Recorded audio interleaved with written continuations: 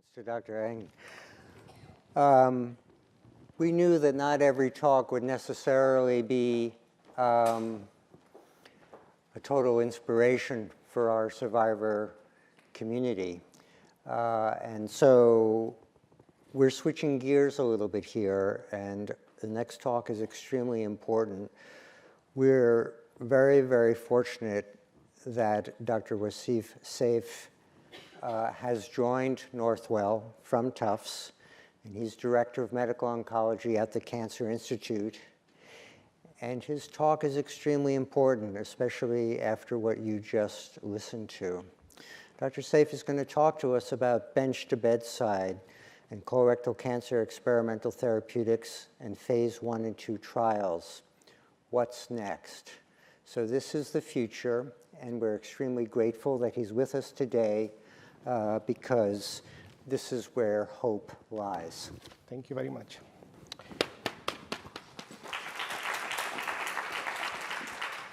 Thank you very much. I think I would like to thank everybody as a host for making time to come to this wonderful venue.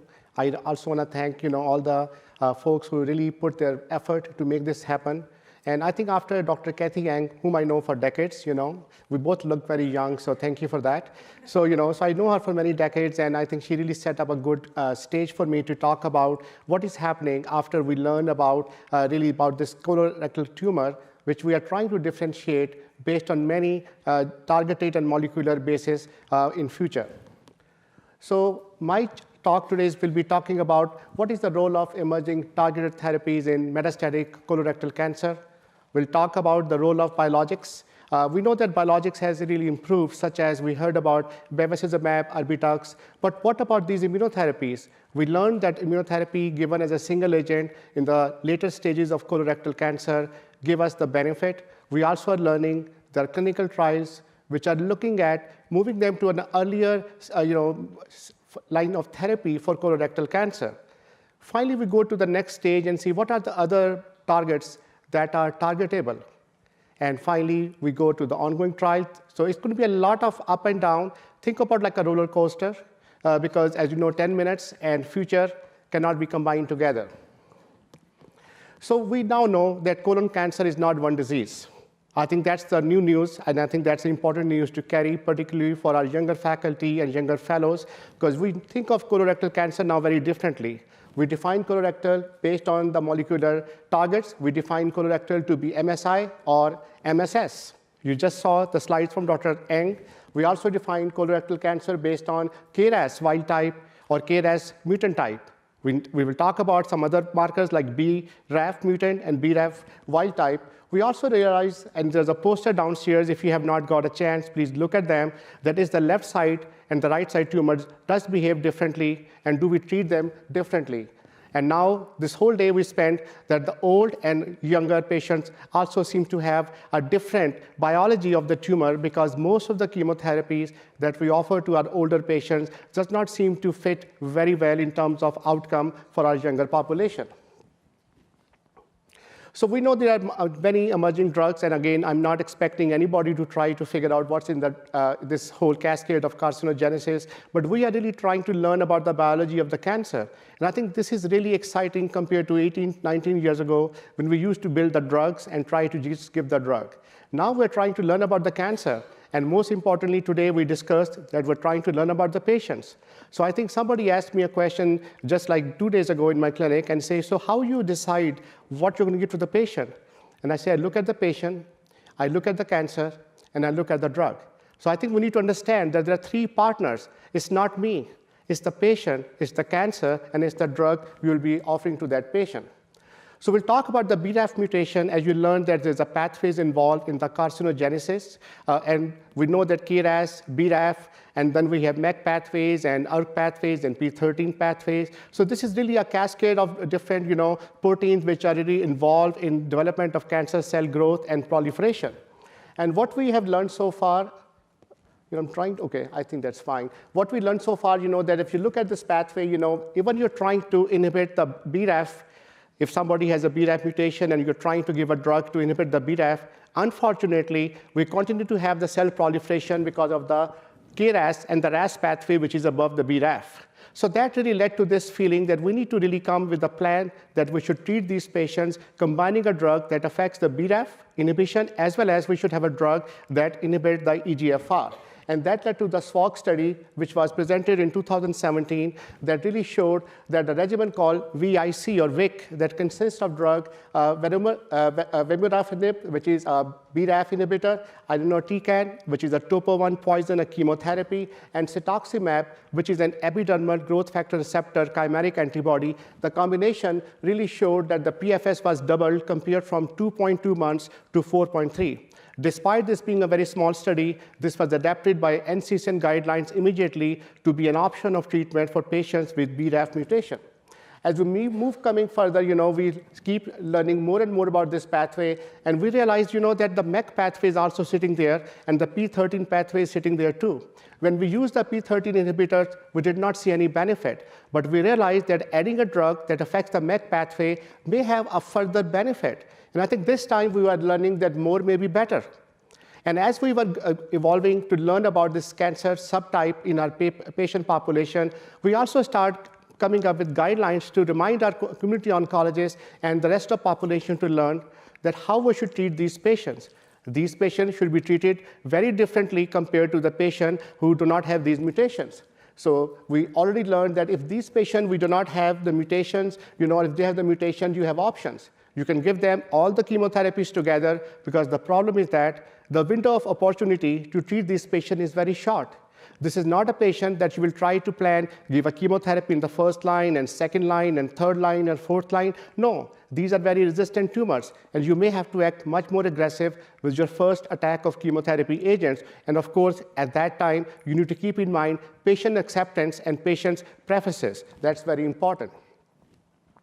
So then the Beacon study, which is a study which is looking at the combination of 3 agents that affect the metanap, which is the MET inhibitor. Then we have encorafenib, which is a BRAF inhibitor, and we have the Erbitux, which is the EGFR inhibitor. So 3 pathways. So we're going from almost like an EGFR inhibitor with a BRAF inhibitor and a MEK inhibitor, trying to combine more the better, at least in this scenario. And we have initial studies done, and then we have the on-lead study done that really kind of surprised us, the response rate without any chemotherapy, only combining 3 different targets, reach up to almost 50%.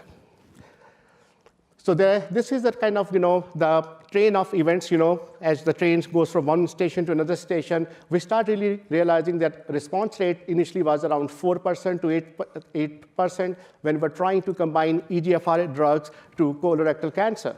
When we bring the BRAF inhibitors in a triplet regimen, we were reaching about 20%, but now we're adding the MET inhibitors, that our responses are going to 48%. If you look on the middle area, you see the PFS from 1.8 is now gone to 8 months. So you can definitely see there's a dramatic increase in the benefit, but again, that is based on understanding and recognizing those patients upfront. So now we go to the RAS pathway, which is definitely a very important pathway. And it's a kind of very interesting pathway because it has a kind of relationship both above and below, because it is kind of the junction of transduction pathway with other proteins. And people try to really create RAS inhibitors many, many years ago, and those really failed because KRAS or RAS mutations can also impart radio resistance. So in this scenario, we have 2 drugs. One is a cytidine kinase CK4 and cyclin 1 inhibitor, which is called palbociclib. So these are very interesting names. You have to twist your tongues. And then that is a drug which is now under clinical trials. And at the most interesting part, we have a new agent called rheolysine. And rheolysine, rheo is a rheovirus. Lysine means it lyses the tumor cells. So rheovirus is basically a virus which is really replicates into the human cells. And the cells which are RAS activated cells, it really replicates into those cells. And the benefit is that when you're trying to really give rheolysine, and this is just to keep in mind, is the first drug of its class, which is a viral immunological agent. It's an oncolytic virus. And using by this virus therapy, what we're learning that we get 3 benefits by using rheolysine. The one benefit, of course, that when we replicate the virus into the tumor cells, which are RAS activated, we're able to kill the cells directly. But at the same time, we're also able to affect the immune system, which is also seen to have a direct and indirect impact onto the immune environment that can also modulate and may help the tumor to shrink in size. HER2. People who have been exposed to breast cancer or have dealt with family members or friends with breast cancer must have heard about HER2. HER2 is a it's a receptor on a pan membrane, it's on the membrane, and this is a receptor which was initially found to be prognostically as well as predictively very important for breast cancer. Just about like 8 years ago, we found that this is a very important marker for gastric cancer. And most recently, we also realized that about 5% of the patients who have KRAS wild type actually also have HER2 overexpression. And if you go back to the literature, you realize this is not a new concept. But historically, we were trying to combine these agents with chemotherapy, which were not effective. The enrollment was very slow, and we do not have a very good way of confirming the tissue for the testing of HER2. So to make the long story short, Hercules study was done that combined trastuzumab with lapatinib with the response rate showing around 30%, with the disease control rate around 74%. Based on this thing, there are multiple trials coming on. SWOG 1613 is a clinical trial which is looking at, again, Herceptin combining with immunotherapy, and that's the key element. And at the same time, we have further studies looking at, other newer formation of the HER2 inhibitors, which are going to be combined with the older antibodies against the HER2. So I think we are really into the era of personalized medicine or so-called precision medicine, and I think that is the key. When I first moved here in this lecture room, I just learned from a patient that patient has some genetic testing done, and nobody looked at them or get back to them. And I think that is an extremely, extremely important factor. Forget about the medical legal aspects because some of the testing are not being still approved by FDA, but think about an ethical aspect. So I think everybody or every physician or any center which is ordering some kind of genetics test, I think it is ethically mandated for those team members and physicians to look at those genetic testing and try to make sure that they understand, or they need to pick up the phone and talk to somebody somewhere in the world and talk to them that what it means, what should I do, and are there any clinical trials available to my patients. So moving on, now we're going to the leukoid biopsy. Tumor biopsies are not very easy, but leukoid biopsies are one possibility where you take the plasma out and you can check up to 70 genes in that one, and based on that leukoid biopsy, you can offer those patients treatment according to that genetic mutation. The wingless, or so-called, the old style, there was a, the fly, one of the flies which were found in 1990 without any, wings was led to this formulation of this pathway called Wnt pathway. These pathways, as I told you, also being combined in the previous presentation that I showed you. But most interestingly, we're also building more of these Wnt pathway inhibitors, which are going to be tested in colorectal cancer, both as single agents as well as combination therapy. Moving on, because time is moving very quickly, I just want to say one thing, that that we're also learning that why people fail chemotherapy. That term is called chemoresistance or chemorefractory. And this paper just got published very, very recently that talk about that Wnt pathway or Wnt pathway may be one of the pathways that may be responsible for developing 5-FU resistance, which is the most commonly used chemotherapy in colorectal cancer.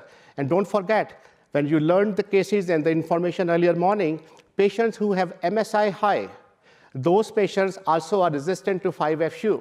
So I think this is an important piece of information that we need to validate in future clinical trials.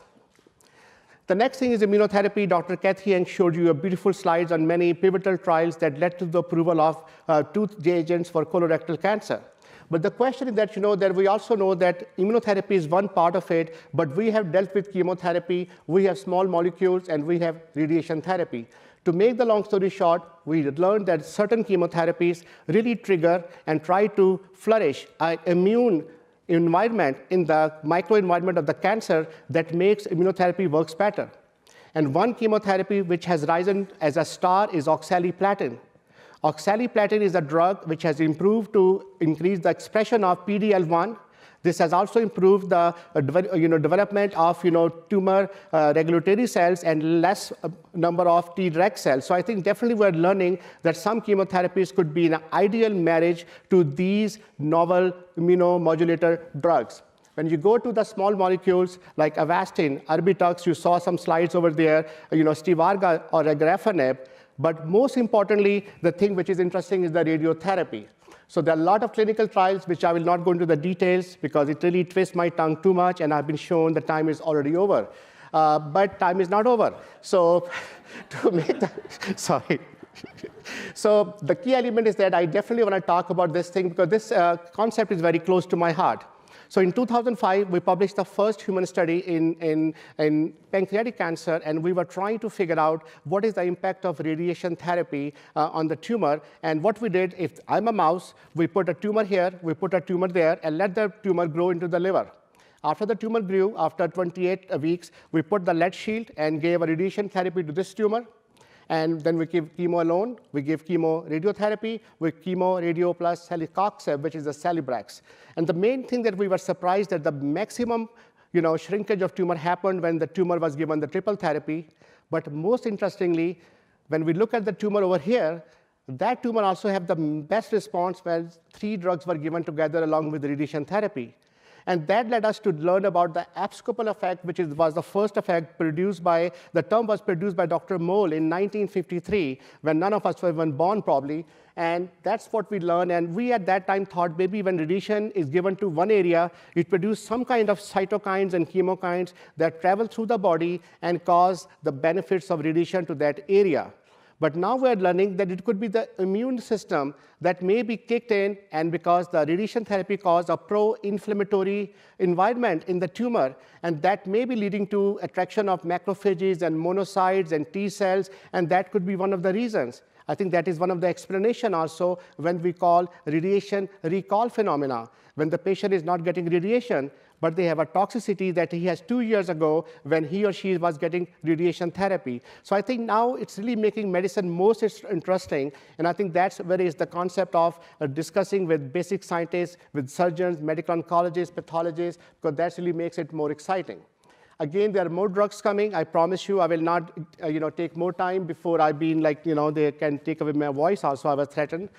So the key element there are a lot of interesting agents. Chemokines and cytokines are the chemicals which are produced by the tumor, or they're produced by the microenvironment of the tumor. So for example, if something lost estrogen or there's hypoxia, the tumor or the environment can produce these chemicals, and these chemicals can also lead to an immunoresponsive effect in the environment of the tumor. And we are also now have drugs which are going to be affecting on those receptors, which are going to be the attaching points for those chemicals produced by the tumor or the microenvironment.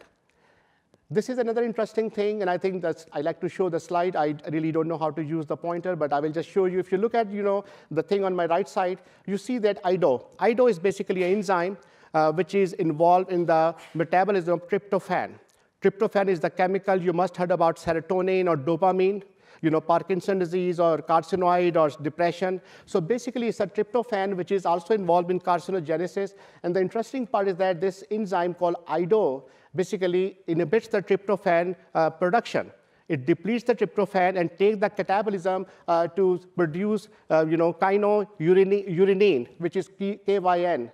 The interesting part is that that catabolite is such a kind of bad product of that process that try to bring all the bad environment in the structure, in the environment of the cancer that really decreases down the cell-mediated immunity. And now we have agents which have been developed, which are IDO1 inhibitor, and they're also in clinical trial. So I think the point I'm trying to make is that the hope is beyond bounds. People always ask me, are you hopeful? And I say, as long as I'm breathing and I have a trust in God, there's a hope. I think the point I'm trying to bring all these colorful slides to explain to you that now we're attacking the tumor at micro dissection level, at a microscopic level. And we're looking at different pathways, different agents, different drugs. And God willing, one day, I will not be a doctor, will be a stand-up comedian, because that will be much more fun than really talking about cancer and taking that whole emotion and passion gathered in my heart. Again, this is another agent which I will not go into the detail, but it's overexpressed on macrophages and monocytes and try to attract those into the environment of tumor. This is another interesting thing. This is one of its own class, the new checkpoint inhibitors, which are called LAG3 inhibitors. So this is a new drug which is also being tested. And the only point I will make that we believe that this may be a better way to suppress the immune, or it could be a better drug to suppress colorectal cancer compared to the drugs that you heard previously from my colleague, only for one reason, because those only affect T effector cells. But we believe they also affect the Treg cells. So we're hoping that this will be a better way to attack colorectal cancer. So what is our future perspective? I think the future is very simple. We need to work together. I think today's meeting, I think when I heard to the patients, it reminded me of so many, memories. And I think, honest to God, I think these are the things that keep us going. Otherwise, we can also say, why I'm doing it, what I get out of it. So much stress, so much depression, and so much, issues, like we are not doing one thing. But I think when I listen to my patients and see them around, it means a lot to me and tell me, okay, my life is really important. I just cannot sit tight and do nothing. So I really appreciate for everybody's attention, and thank you very much.